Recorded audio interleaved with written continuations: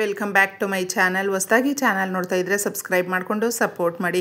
ವಾರಾಹಿ ದೇವಿಯ ಆಶೀರ್ವಾದ ಎಲ್ಲರ ಮೇಲೂ ಇರಲಿ ಅಂತ ವಿಡಿಯೋ ಪ್ರಾರಂಭ ಮಾಡ್ತಾ ಇದ್ದೀನಿ. ಸ್ನೇಹಿತರೆ, ಅಷ್ಟಮಿ ತಿಥಿ ಸೋಮವಾರನೇ ಅಷ್ಟಮಿ ಬಂದಿದೆ ನೋಡಿ. ನೀವು ಎಲ್ಲ ಸಮಸ್ಯೆಗಳನ್ನು ಕೂಡ ತೀರಿಸ್ಕೊಳ್ಳೋದಕ್ಕೆ ಬಹಳ ಶಕ್ತಿ ಹೊಂದಿರುವಂಥ ದಿನ ಅಂತಲೇ ಹೇಳ್ಬಹುದು.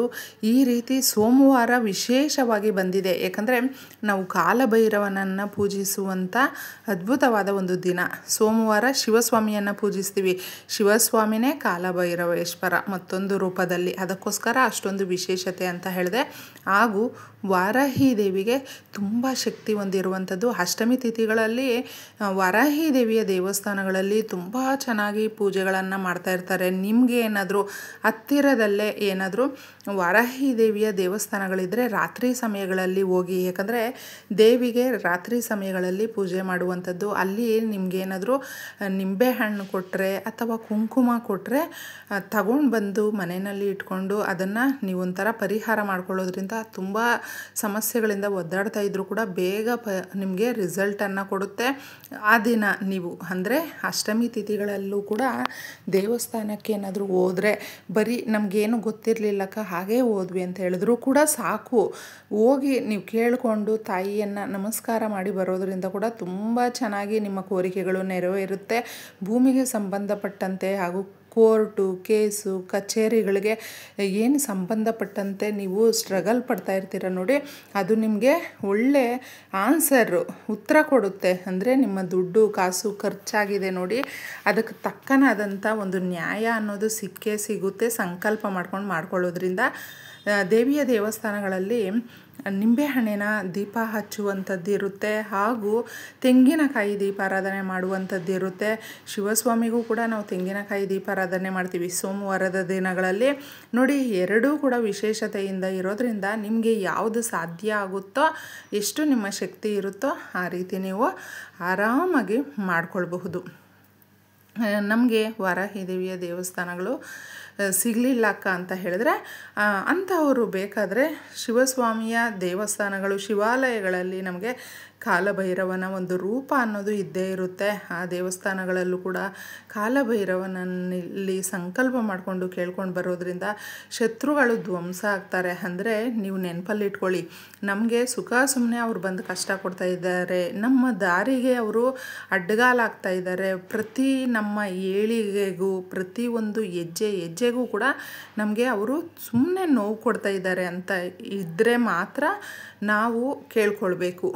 ಬರೀ ನಾವೇ ಏನಾದರೂ ಅವ್ರಿಗೆ ತೊಂದರೆ ಕೊಟ್ಬಿಟ್ಟು ನಾವೇ ಅವ್ರನ್ನ ಶತ್ರುಗಳು ಅಂತ ಅಂದುಕೊಂಡು ಏನಾದರೂ ಕೇಳ್ಕೊಳ್ಳೋಕ್ಕೋದ್ರೆ ನಮಗೆ ದೇವರು ಯಾವುದೇ ರೀತಿಯಾದಂಥ ಒಂದು ಬ್ಲೆಸ್ಸಿಂಗು ಆಶೀರ್ವಾದ ಅನ್ನೋದು ಕೊಡಲ್ಲ. ಇದನ್ನು ನಾವು ಮಾಡಿಕೊಳ್ಳುವಾಗ ನೆನಪಲ್ಲಿ ಇಟ್ಕೊಂಡು ಮಾಡ್ಕೊಳ್ಬೇಕಾಗುತ್ತೆ ಸ್ನೇಹಿತರೆ. ಇನ್ನು ಮುಖ್ಯವಾಗಿ ಪ್ರತಿಯೊಬ್ಬರಿಗೂ ಕೂಡ ಈ ದುಡ್ಡು ಕಾಸಿನ ಸಮಸ್ಯೆಗಳು ಅಂತ ಜಾಸ್ತಿ ಇದ್ದಾಗ, ಕೆಲಸಕ್ಕೆ ಹೋಗಿದ್ದೀವಿ ಬರೋದು ರಾತ್ರಿ ಆಗುತ್ತೆ, ನಾವು ಹೆಂಗಕ್ಕ ದೇವಸ್ಥಾನಕ್ಕೆ ಹೋಗೋಕ್ಕಾಗುತ್ತೆ ಅಂತಂದ್ಬಿಟ್ಟು ಕೂಡ ತುಂಬ ಜನಕ್ಕೆ ಆಗೋದಿಲ್ಲ. ಅಂತಹವರು ಹಾಗೆ ಮನೆಯಲ್ಲಿರುವಂಥ ಗೃಹಿಣಿಯರು ಯಾರು ಬೇಕಾದರೂ ಕೂಡ ಈ ಪರಿಹಾರವನ್ನು ಮಾಡ್ಕೊಳ್ಬಹುದು. ಈ ಪರಿಹಾರ ಬಂದು ಅಷ್ಟಮಿಯ ದಿನ ಅಂತಲೇ ಮಾಡ್ಕೊಳ್ಳೋದಕ್ಕೆ ಅಂತಲೇ ತುಂಬ ಚೆನ್ನಾಗಿರುತ್ತೆ. ಈ ದಿನ ನೀವು ಮಿಸ್ ಮಾಡ್ಕೊಳ್ಳೋದಕ್ಕೆ ಹೋಗಬೇಡಿ.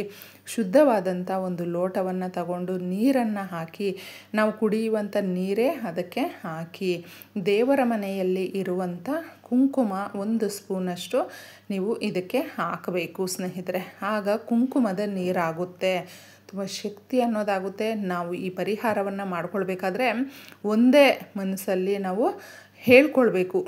ಕೋರಿಕೆ ಆಗಿರಬಹುದು, ಸಮಸ್ಯೆ ಆಗಿರಬಹುದು, ಯಾವುದರಿಂದ ನಾವು ತುಂಬಾ ಒಂದು ಸ್ಟ್ರಗಲ್ ಮಾಡ್ತಾ ಇರ್ತೀವಿ ನೋಡಿ, ಅದನ್ನು ನೀವು ಹೇಳ್ಕೊಳ್ಬೇಕು.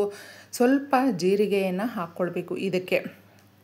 ಹಾಗೆ ನೀವು ತುಳಸಿ ದಳಗಳನ್ನು 2 ಹಾಕ್ಕೊಳ್ಬೇಕು. ಒಂದೇ ಒಂದು ಮೊಗ್ಗಿರುವಂಥ ಲವಂಗವನ್ನು ಹಾಕ್ಕೊಳ್ಬೇಕು. ಇಷ್ಟು ವಸ್ತುಗಳು ಇದರಲ್ಲಿ ಕುಂಕುಮದ ನೀರಲ್ಲಿ ಬೆರೆಸಿದಾಗ ಅದರದೇ ಆದಂಥ ಒಂದು ಶಕ್ತಿ ಅನ್ನೋದು ಜಾಸ್ತಿ ಆಗುತ್ತೆ. ಸುಗಂಧಭರಿತವಾದಂಥ ವಸ್ತುಗಳು ಲವಂಗ ಹಾಗೂ ಜೀರಿಗೆ, ಇವೆರಡೂ ಕೂಡ ಲಕ್ಷ್ಮೀ ದೇವಿಗೆ ತುಂಬ ಪ್ರೀತಿಕರವಾಗಿರುವಂಥದ್ದು. ಈ ವಸ್ತುಗಳಿಂದ ಪರಿಹಾರವನ್ನು ಮಾಡಿಕೊಂಡಾಗ ಲಕ್ಷ್ಮೀ ದೇವಿ ಇಷ್ಟಪಟ್ಟು ನಮ್ಮ ಕೋರಿಕೆಗಳನ್ನು ನೆರವೇರಿಸ್ಕೊಡ್ತಾಳೆ.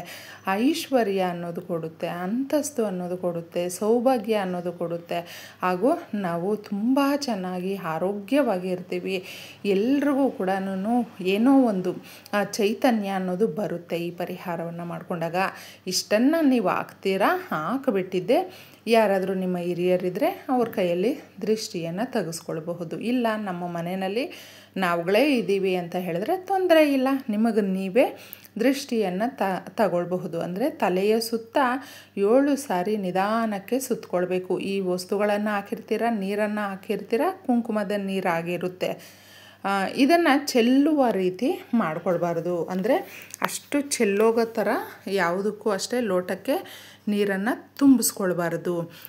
ನೋಡ್ಕೊಂಡಿದ್ದೆ ಇಷ್ಟನ್ನು ಹಾಕಿಬಿಟ್ಟು ರೆಡಿಯಾಗಿ ನೀವು ಇದನ್ನು ಮಾಡ್ಕೊಳ್ಳೋದು ಸಂಜೆ 6 ಗಂಟೆ ದಾಟಿಬಿಡಬೇಕು ಸ್ನೇಹಿತರೆ. ಯಾಕಂದರೆ ಈ ತಂತ್ರ ಪರಿಹಾರಗಳನ್ನೆಲ್ಲ ನಾವು ಮಾಡಿಕೊಳ್ಳುವಾಗ ಸಂಜೆ ದೀಪಾರಾಧನೆ ಮನೆಯಲ್ಲಿ ಮಾಡಿರ್ತೀವಿ. ತದನಂತರ ಅದಾದ ಮೇಲೆ ಮಾಡಿಕೊಳ್ಳುವ ಪರಿಹಾರಗಳು ಇದೆಲ್ಲವೂ ಕೂಡ ನೀವು ಪೂಜೆ ಮಾಡಲಿ ಅಥವಾ ಬಿಡಲಿ, ಈ ಪರಿಹಾರಗಳನ್ನು ಮಾಡಿಕೊಳ್ಳುವಾಗ ಒಂದೇ ನಂಬಿಕೆಯಿಂದ ಮಾಡಿಕೊಳ್ಬೇಕು ಅಷ್ಟೇ. ಇದನ್ನು ನೀವು ರಾತ್ರಿ ಮಾಡಿಕೊಳ್ಳುವಾಗ ಏನು ಮಾಡಬೇಕು ಅಂದರೆ ಇಷ್ಟು ದೃಷ್ಟಿ ತೆಗಿತೀರಲ್ವಾ, ಈ ಥರ ತೆಗೆದು ಬಿಟ್ಟಿದೆ ಸೀದಾ ಮನೆಯಿಂದ ಹೊರಗಡೆ ಬಂದುಬಿಟ್ಟು ನಿಮ್ಮ ಹೊಸ್ಲ ಹತ್ರ ಇಡಬೇಕು ಸ್ನೇಹಿತರೆ. ಇದನ್ನು ಹೊಸ್ತಿಲ ಹತ್ರ ಈ ಕಡೆನೋ ಆ ಕಡೆನೋ ಎಲ್ಲೋ ಒಂದು ಕಡೆ ಇಟ್ಬಿಡಿ, ತೊಂದರೆ ಇಲ್ಲ. ಇಟ್ಬಿಟ್ಟು ಇದನ್ನು ಮಾರನೇ ದಿನ ಬೆಳಗ್ಗೆ ನೀವು ಎದ್ದಾಗ ತಗೊಂಡೋಗ್ಬಿಟ್ಟಿದ್ದೆ ಎಲ್ಲಾದರೂ ಗಿಡ ಮರಗಳು ಇರುತ್ತಲ್ವ ಹತ್ತಿರದಲ್ಲೇ, ಆ ಕಡೆ ಹಾಕ್ಬಿಟ್ಟು ನಿಮ್ಮ ಪಾಡಿಗೆ ನೀವು ಇದನ್ನು ಇನ್ನು ನಿಮ್ಮ ಕೆಲಸ ನೀವು ಮಾಡಿಕೊಳ್ಬಹುದು. ಈ ಥರ ಯಾಕೆ ಮಾಡಬೇಕು ಅಂದರೆ ನಿಮ್ಮ ಮನೆಯಲ್ಲೂ ಕೂಡ ಆ ನೆಗೆಟಿವ್ ಅನ್ನೋದು ಇರುತ್ತಲ್ವ, ಅದನ್ನೆಲ್ಲವೂ ಓಡಿಸುವಂಥ ಶಕ್ತಿ, ಅಬ್ಸರ್ವ್ ಮಾಡುವಂಥ ಶಕ್ತಿ ಈ ಕುಂಕುಮದ ನೀರಿಗೆ ಇದೆ. ಹಾಗೆ ನಮಗೇನಾದರೂ ಆಗಿದ್ರೂ ಕೂಡ ನೆಗೆಟಿವ್ ಆಗಿ ಅದರಿಂದ ನಾವು ತುಂಬಾ ಕಷ್ಟಪಡ್ತಾ ಇದ್ದರೆ ಅದನ್ನೆಲ್ಲವೂ ಕೂಡ ಈ ರಾತ್ರಿ ಪೂರ್ತಿ ಹೇಳ್ಕೊಂಡಿರುತ್ತೆ. ಇದನ್ನು ನೀವು ಆರಾಮಾಗಿ ಇಡಬಹುದು. ಕೆಲವೊಬ್ಬರಿಗೆ ಹೊರ್ಗಡೆ ಇಟ್ಟರೆ ಯಾರು ಏನು ಇದು ಎತ್ತ ಅಂತೆಲ್ಲ ಕೇಳ್ತಾರಕ್ಕ, ನಾವು ಇಡೋಕ್ಕಾಗಲ್ಲ ಅಂತ ಹೇಳಿದ್ರೆ ಏನು ಮಾಡಬೇಕು ಅಂದರೆ ನೀವು ಈ ಪರಿಹಾರವನ್ನು ಮಾಡ್ಕೊಂಡಿದ್ದು ಸ್ವಲ್ಪ ಹೊತ್ತರಲ್ಲೇ ತಗೊಂಡೋಗಿ ರಾತ್ರಿಯೇ ಚೆಲ್ಲಿಬಿಟ್ಟು ಬಂದುಬಿಡಬಹುದು. ಆ ಥರ ನಮಗೇನು ಸಂಕೋಚ ಇಲ್ಲ. ಅಥವಾ ನಾವು ನಮ್ಮ ಕಷ್ಟಕ್ಕಾಗಿ ಮಾಡ್ಕೊಳ್ತಾ ಇದ್ದೀವಿ, ಯಾರಿಗೂ ಏನು ನಾವು ಹೇಳೋದಿಲ್ಲ, ಪರವಾಗಿಲ್ಲ ಇಟ್ಕೊಳ್ತೀವಿ ಅನ್ನೋದಾದರೆ ಆರಾಮಾಗಿ ನೀವು ರಾತ್ರಿ ಪೂರ ಇಟ್ಕೊಳ್ಬಹುದು. ಈ 2 ಕೂಡ ನೀವು ಮಾಡ್ಕೊಳ್ಬಹುದು, ಏನೂ ಆಗೋದಿಲ್ಲ. ಇಟ್ಬಿಟ್ಟು ಮಾರನೇ ದಿನ ಚೆಲ್ಲಿಬಿಟ್ಟು ಬಂದು ನಿಮ್ಮ ಕೆಲಸ ಕಾರ್ಯಗಳು ಏನು ಇರುತ್ತೋ ಯಥಾವತ್ತಾಗಿ ನೀವು ಮಾಡಿಕೊಳ್ಬಹುದು.